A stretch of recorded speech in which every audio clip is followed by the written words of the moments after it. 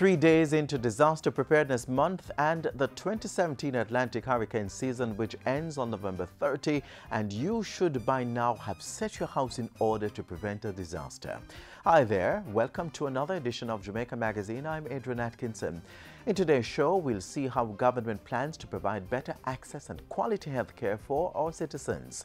Plus, we'll visit the Port of Kingston to look at major investments that will help the Jamaican economy to grow. And later, how to reduce the damage that may be caused to your farm by a storm or hurricane. Sit back and relax. But these and more to come as we turn the pages of Jamaica Magazine.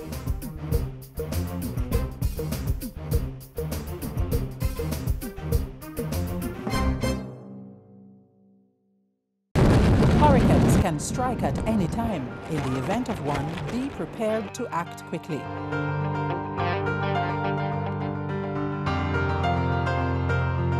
If a hurricane watch or warning has been issued, review your home disaster response plan. Map out likely routes to evacuate if your home is at risk and confirm with relatives or friends you plan to stay with. Also, confirm the location of the nearest shelter. Check your emergency supplies and restock if necessary. Remember, disasters do happen, so be prepared. Government will continue to overhaul public health infrastructure and improve systems of care while promoting preventative health care in the current fiscal year. Let's find out more about the activities that will take place within the sector to ensure a healthier Jamaica.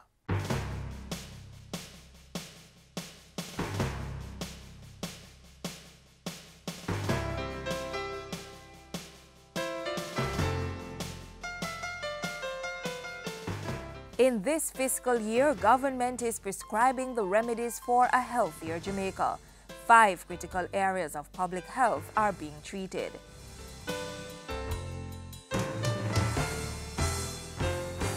We are working to improve patient care. This year, we intend to add 4 additional hospitals and related health centers under this program, which is extended opening hours, extended services, and triaging from the hospital accident and emergency to the health center in order to get prompter service.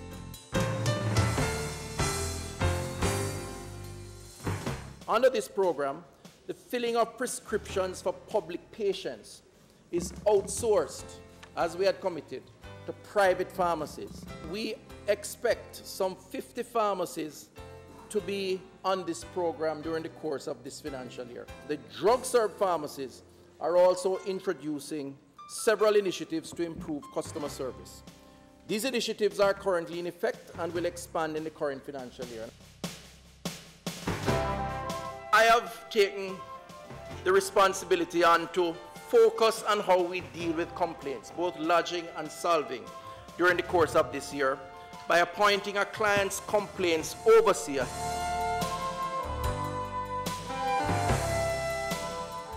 And I'm expecting to discuss and hopefully solicit the support of the Cabinet for introduction over the next couple of months of a compassionate care and volunteerism policy to support the empathy that is necessary as we administer to our public patients.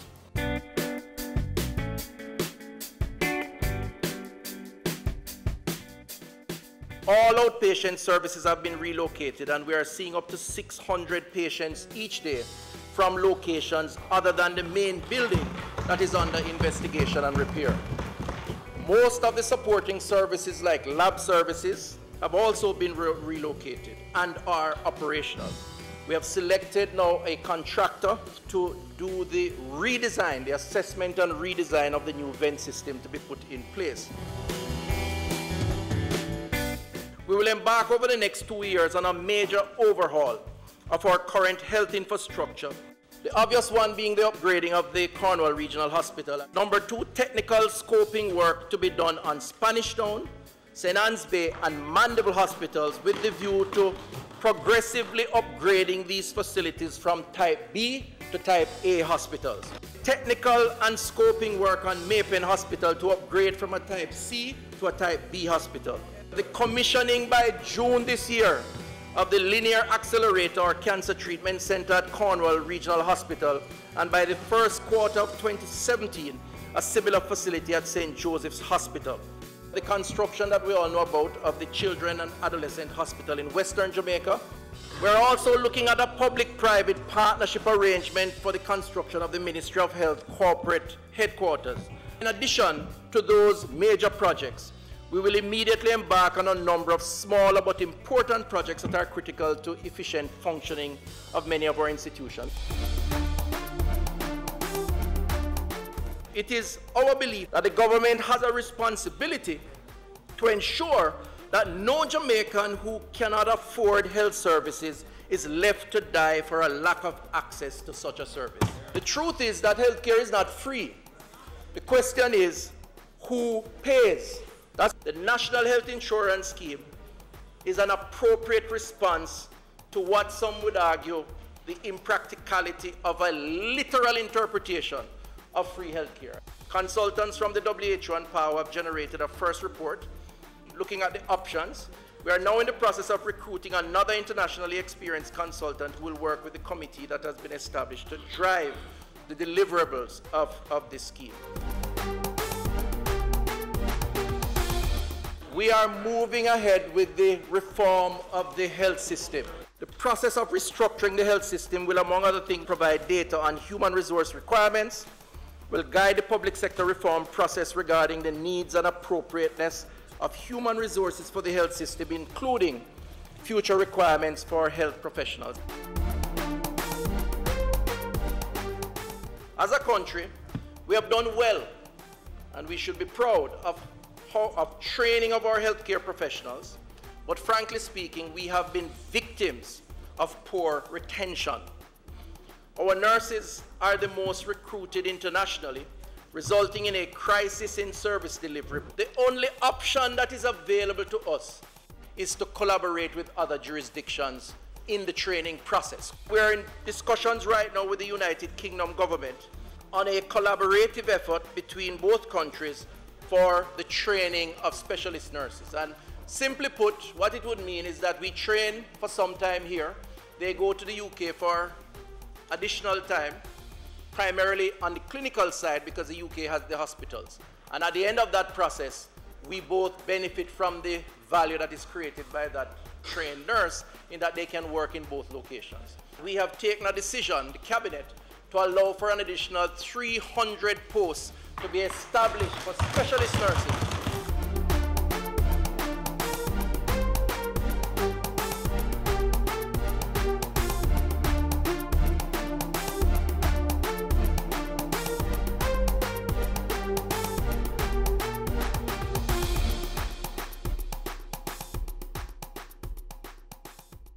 The Port of Kingston is positioning itself to receive some of the largest cargo ships in the world. Dredging activities are taking place in the harbour as Jamaica moves towards becoming the #1 shipping logistics centre in the region. Find out more in this feature.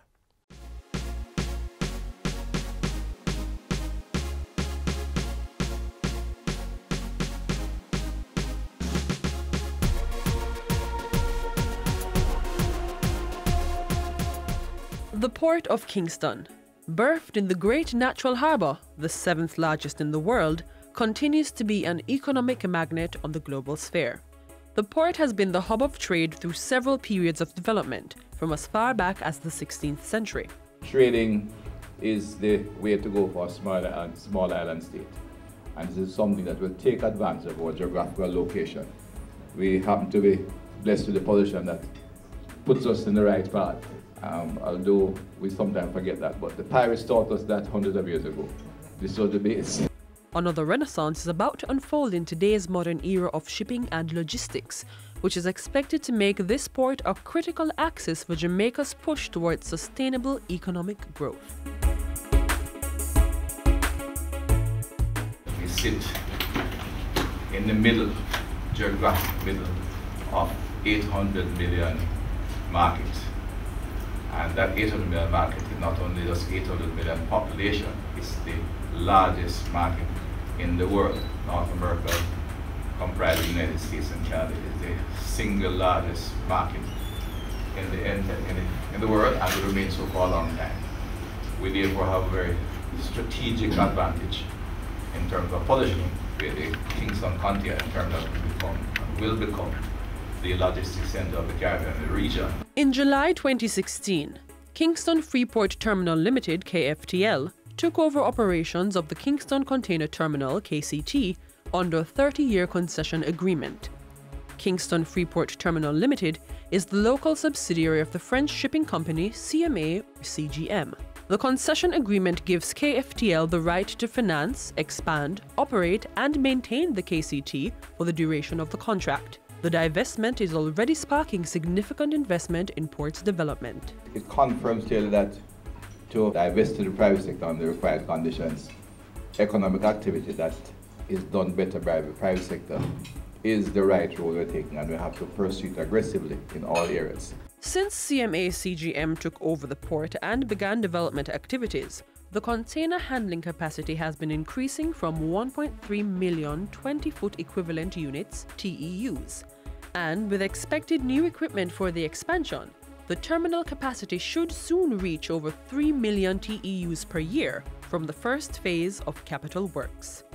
New, larger and more efficient ship-to-shore cranes with more container handling capacity is to be installed by the concessionaires, along with other critical works. When we get to 5 million TEU, we will be a major player, and that's when you begin to get all the spin-off, and that's what we'd like to get. We are confident that CMA CGM, with the support of the institutions of government that they require, will get there, and you'll see a very dynamic economic activity around the Kingston port and in fact in the entire capital city. According to the Chief Executive Officer of KFTL, Olivier Cretou, part of the overall terminal upgrade involves the build-out of a new information technology infrastructure supported by fiber optic cable. You know, KFTL, Kingston Freeport Terminal Limited, we are competing with Panama, Caenwood, Cartagena, and other hubs in the region. And our target is nothing but being the number one. The CEO has expressed his appreciation for the staff, which he says will be increased over time. I keep repeating how proud I am to being the CEO of such an amazing team.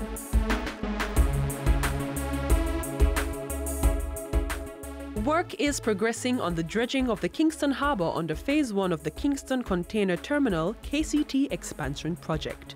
The expansion is to be completed by December 2018 and is being done at a cost of $150 million. It involves deepening the entry channel to the Kingston Harbour and reinforcing the quay walls at Port Bustamante to withstand the greater forces imposed by bigger ships.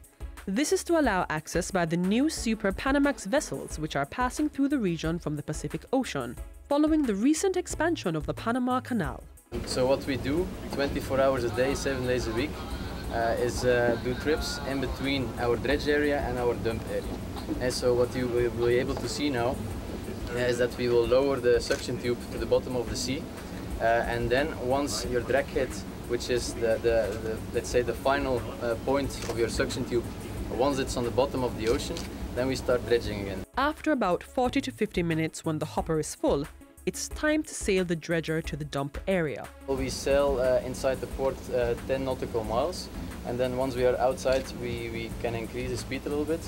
So I think the distance is 15 miles. It's ongoing non-stop, about 8 trips, but it depends on the area. The increased volume of ships to come into port will lead to spin-off industries supporting goods customization, reassembling of goods, and light manufacturing for near-market facilities. The responsibility of the Ministry of Economic Growth and Job Creation is to, through the Port Authority, is work closely with the concessionaire to ensure that all the other agents of government that impact on the activity will be aligned to ensure the project develops smoothly and efficiently and in a timely manner. The Port of Kingston, developing as an axis for economic growth.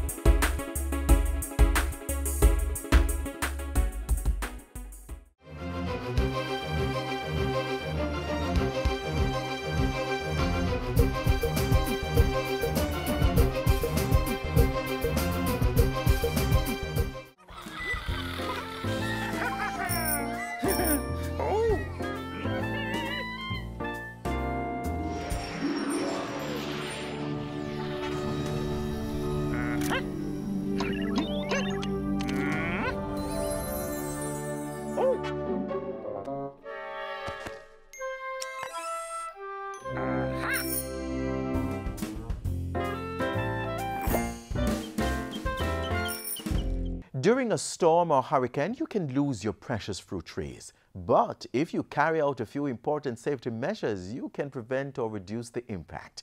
Up next, what to do with your trees to save them from strong winds.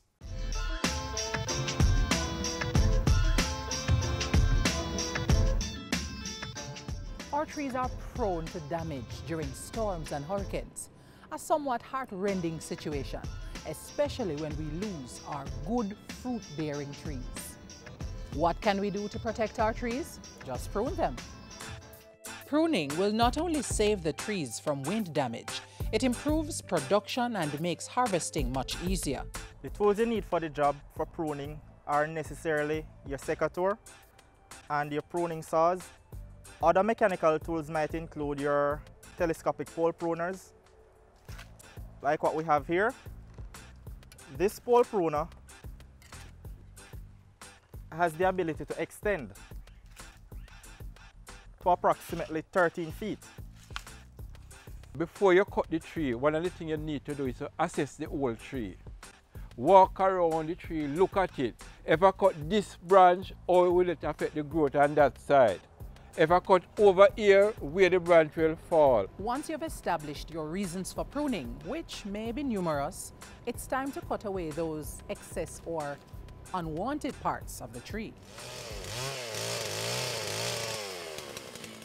This tree is approximately 25 feet tall, and it's too tall. Whenever the tree is too tall, it serves as a barrier or a resistance to the wind during the storm. And if the tree puts up too much resistance, you cause the tree to topple over or uprooted. And if the tree is too compact, if you have a lot of branches overcrowding each other and crossing each other, then the canopy will be too thick, it will be too compact. So if and when the storm comes and the wind, the tree will provide a resistance, and that is where you get the damage. You will get damage to your branches or even to the extent where the tree is uprooted.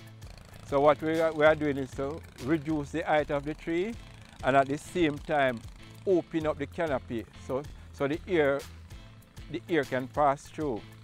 Basically, you need to reduce the height of your tree to about 12 feet.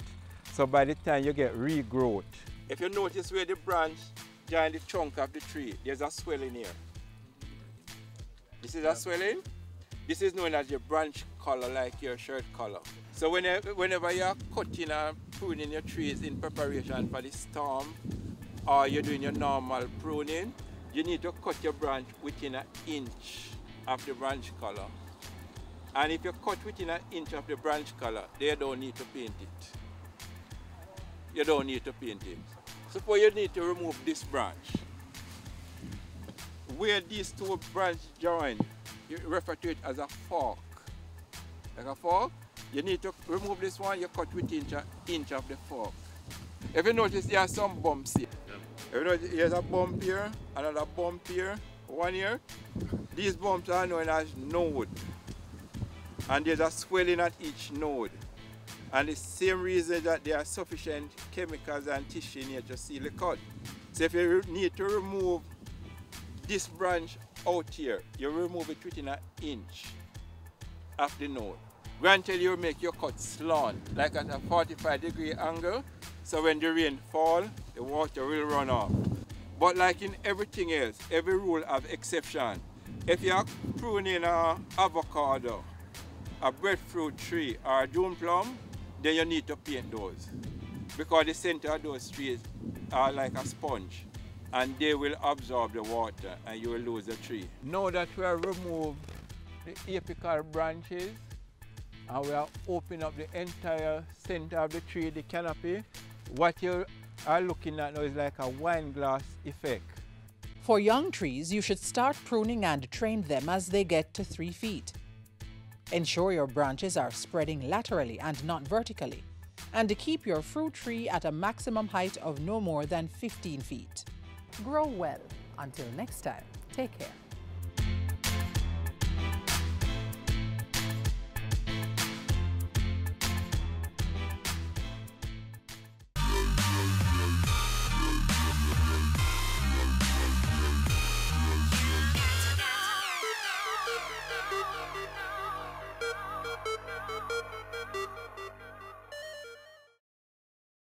Sweet Jamaica, we not left ya. Chop ya man banana, we not left ya. Finger-licking jerk chicken, Helcher fish and bami, we run down yam and banana, roast breadfruit, sweet potato pudding. Jamaica food sweet. So let's make a pledge to use more local produce and less foreign goods. Let's grow what we eat and eat what we grow. Sweet Jamaica, we not left ya. Now for some of the stories in our news this week.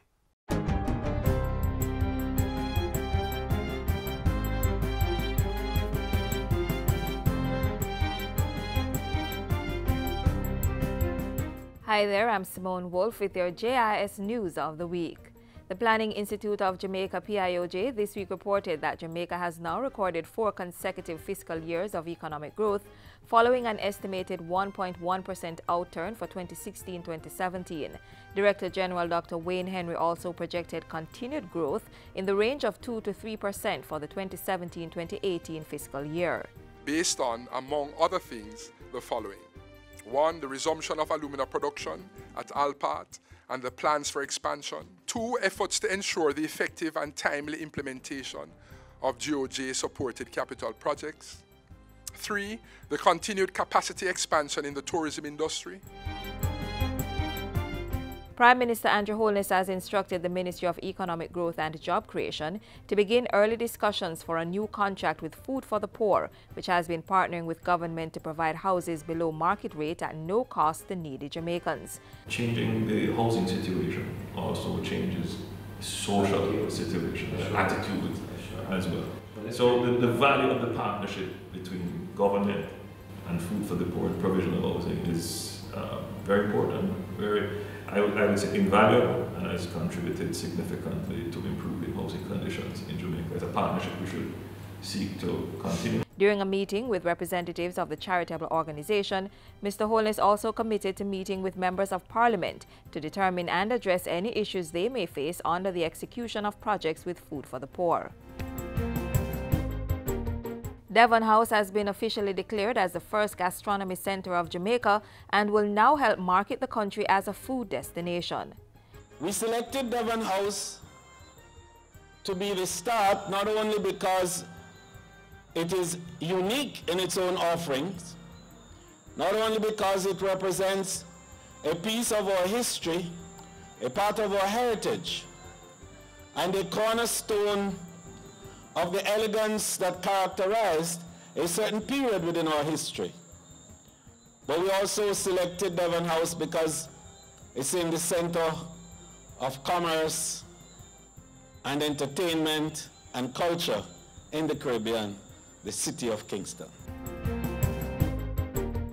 This week also found the Tourism Ministry launching a Destination Assurance Council to ensure that the quality, standards and integrity of the tourism product are maintained. All the elements in government that provide assurances for health, for fire, for security, formal security that is, insurance, all of those are factors which go into enabling this destination assurance of which we speak. Minister of Culture, Gender, Entertainment and Sport, Olivia Grange, announced in Parliament this week that the draft of the revised National Culture Policy is now ready. Among the major issues addressed in the revised National Culture Policy are culture for promotion of social health and national well-being, repositioning culture in education, culture, creativity and innovation, culture, heritage and promotion of museums and artifacts. Government will be spending $17.7 million to assist farmers affected by the beet armyworm in the New Forest Duff House Agri-Park and surrounding areas of Manchester. Minister without portfolio J.C. Hutchinson made the announcement as he presented farmers with mist blowers, weed hackers, chemicals, seeds and other items. And with this we are going to provide the inputs for material, spray equipment. We're going to be looking at soil preparation. Those of you who have not done mulching, and the land is there, we are going to assist with land preparation. That means we're going to plow up the land so that you throw up the worms way up and the birds will come and catch them. We are going to provide extension support. We're going to help in training and public education campaign. The Jamaica Urban Transit Company, JUTC, will be rolling out service to 3 routes in Clarendon starting this September. In what will serve as a pilot for government's rural urban transport plan, between 8 and 12 JUTC buses will be rolled out to operate on the major arterial roads, while the feeder routes will continue to be serviced by the taxi and smaller bus operators. We're moving Maypen to be a hub, Maypen to Old Harbour, Maypen to Lionel Town, Maypen to Tollgate. All the routes that feed into that from the main arterial road are being analyzed in the structure. But the basic point is you'll be able to move at an equal cost level across the parish and increase the reach to the schools and to the various areas of travel that already exist. And finally, construction is now underway on the Portmore Municipal Corporation Administrative Building after ground was broken on Wednesday. Local Government Minister Desmond McKenzie says the $190 million 3-story building will give the mayor and councillors room to better serve citizens. You are now going to be in a better position to meet with your constituents, to offer the kind of service that the people of Portmore is longing for. You need an atmosphere that is conducive to service delivery. This is the beginning of a new start for local government. And those were some of the stories making news this week. I'm Simone Wolf.